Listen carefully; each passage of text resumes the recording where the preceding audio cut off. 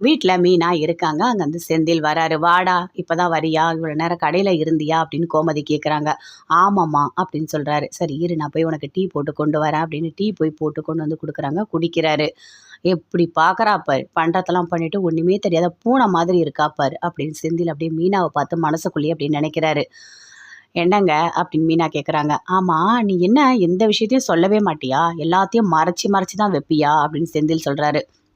இங்கே பாருங்க, நான் எல்லா விஷயத்தையும் சொல்லணும்னு சொல்லிட்டு உங்ககிட்ட வருவேன். ஆனால் என்னதான் நீங்கள் பேசவே விட மாட்டீங்களே அப்படின்னு மீனா சொல்கிறாங்க.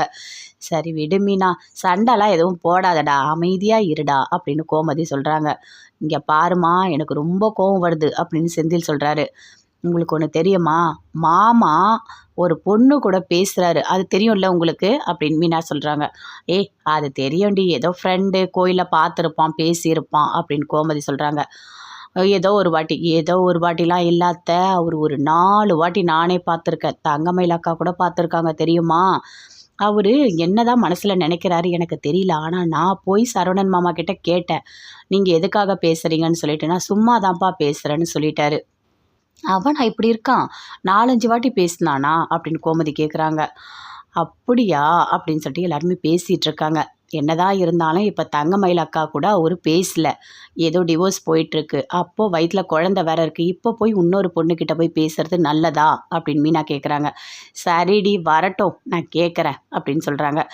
சரி வா மீனா போகலாம் வீட்டுக்கு அப்படின்னு செந்தில் கூப்பிட்டாரு. டேய் சாப்பாடு ரெடி ஆகிட்டே இருக்குது, சாப்பிட்டு போடா அப்படின்னு கோமதி சொல்கிறாங்க. அம்மா நாங்கள் போகிறோம், டைம் ஆகுது அப்படின்னு சொல்லிட்டு 2 பேருமே சேர்ந்து வீட்டுக்கு போகிறாங்க. அங்கேருந்து வராரு முத்துவேல். முத்துவேல் வந்த உடனே அப்படியே சக்திவேல் கேட்குறாரு, என்னென்ன போயிட்டு வந்துட்டியா அப்படின்னு சொல்லிட்டு. ஆ போயிட்டு வந்துட்டேன் அப்படின்னு அப்படியே ரூமுக்கு போகிறாரு. போன உடனே எங்கள் வீட்டில் இருக்க எல்லாருமே சேர்ந்து பேசிக்கிறாங்க. அண்ணன் பண்ணுறது எதுவுமே சரியாகவே இல்லை. அண்ணன் நான் வந்துட்டு இடம் வாங்க போகிறேன்னு சொல்கிறாரு. ஆனால் இடம் வாங்க போகும்போது பத்திரத்தை இவர் எப்படி கையில் எடுத்துகிட்டு போவார், அப்படி போய் சொன்னார். இப்போது கதிர் கூட வீட்டுக்கு வராரு. அது மட்டும் இல்லை, அவர் பண்ணுற எதுவுமே சரியாக இல்லை அப்படின்னு சொல்லிட்டு சக்திவேல் அவங்க ஒய்ஃப் கிட்ட, குமார் கிட்ட, அப்புறம் சுகன்யா கிட்ட சொல்லிகிட்டு இருக்காரு. அப்பா பணம் வேற ஒரு 3 வாட்டி எடுத்திருக்கா மாதிரி இருக்குப்பா, பெரிய அமௌண்ட்டாக ட்ரான்ஸ்ஃபர் ஆகிருக்கு அப்படின்னு குமார் சொல்கிறாரு. ஏதாவது பிஸ்னஸ் விஷயமா இருக்கும் அப்படின்னு சொல்லிட்டு குமாரோட அம்மா சொல்கிறாங்க.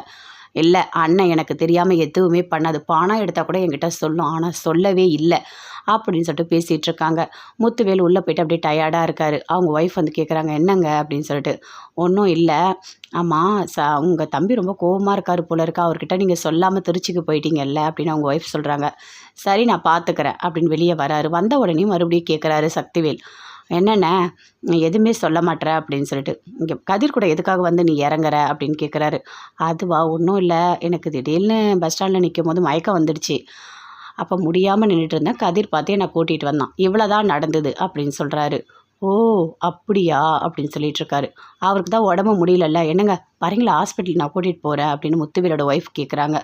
இல்லை இல்லை அதெல்லாம் ஒன்றும் இல்லை, இப்போ பரவாயில்ல, இப்போ நல்லா தான் இருக்கேன் அப்படின்னு சொல்லிட்டு அப்படியே உள்ளே போகிறாரு. இல்லை இவர் ஏதோ போய் சொல்கிறாரு அப்படின்னு சொல்லிட்டு சக்திவேலுக்கு அப்படியே கோவமாக வருது, பயங்கரமாக கோவம் வருது. ஏதோ பிளான் போடுறாரு அண்ணன்.